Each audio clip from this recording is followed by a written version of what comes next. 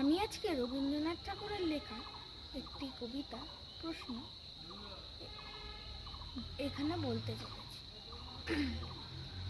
মা গো আমায় ছুটি দিতে বল, সকাল থেকে পড়েছি যে মেলা, এখন আমি তোমার ঘরে বসে করবো শুধু পড়া পড়া খেলা।